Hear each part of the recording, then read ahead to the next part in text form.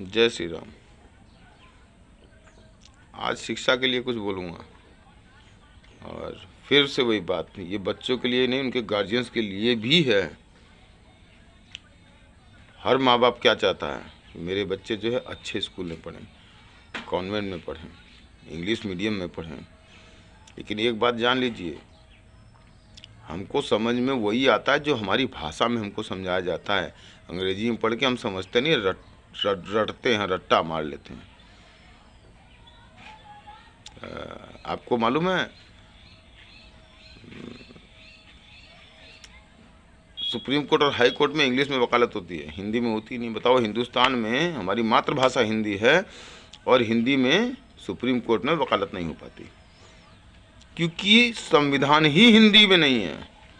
हिंदी में ट्रांसलेट है संविधान।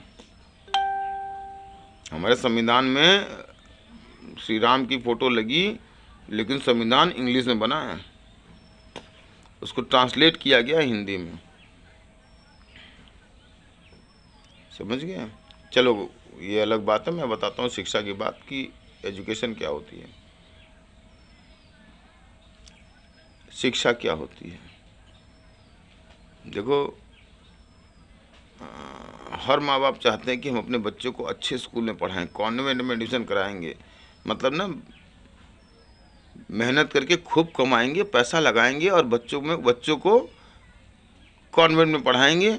और देखो, स्कूल में जाते हैं बच्चे ना, कॉन्वेंट का मतलब क्या होता है ये मैं तुमको बताऊंगा आगे।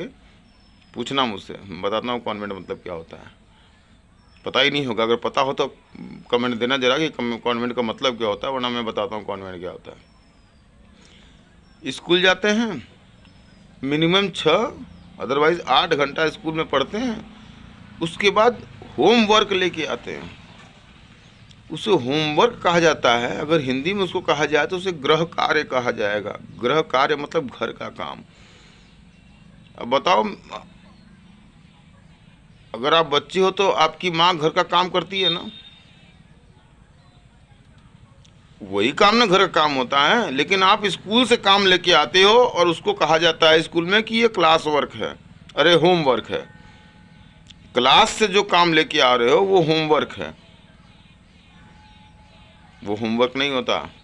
उसके बाद जो है गार्जियन जो है कहते हैं हम तो इतना पढ़े लिखे नहीं, हम तो ज़्यादा जानते नहीं, ये इंग्लिश मीडियम इसको डाल दिए, इंग्लिश हमें आती नहीं, तो एक ट्यूटर लगा दो। 2 बजे 3 बजे बच्चा घर आए, 5 बजे जो है ट्यूटर आ जाए, और 6 बजे वो ट्यूटर क्या करता है, आपका क्लास वर्क, आपका होमवर्क जो होता है उसको कराता है, और फिर वो होमवर्क दे के जाता है।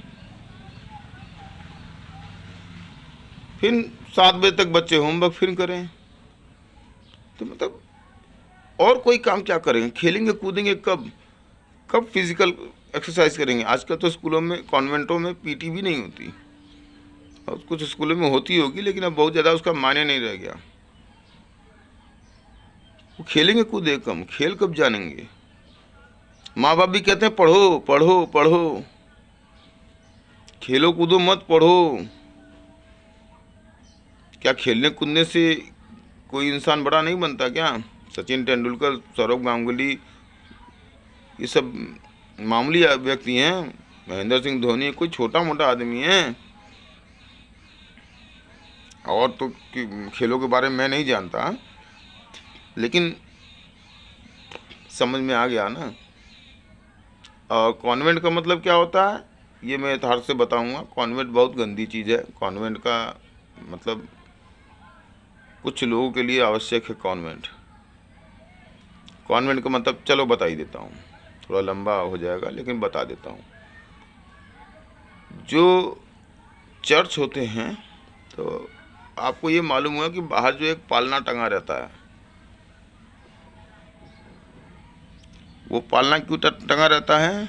जो नाजायज़ बच्चे होते हैं उनको उस पालने में रख ले आते हैं लोग, तो अंदर एक फादर और एक सिस्टर होते हैं, मदर नहीं, सिस्टर और फादर होते हैं। वो उस बच्चे को पालते हैं। उस घर को कॉन्वेंट कहा जाता है। और हम अपने बच्चे को कॉन्वेंट में भेजते हैं बड़े खुशी से, बड़ा मतलब पैसा मेहनत करके पैसा कमा के भेजते हैं। सोचो, मैं बच्चों से नहीं, बच्चों के गार्जियन से भी कहना चाहता हूँ, कॉन्वेंट, इसका मतलब यही होता है कॉन्वेंट का। ठीक, धन्यवाद, प्रणाम, जय श्री राम।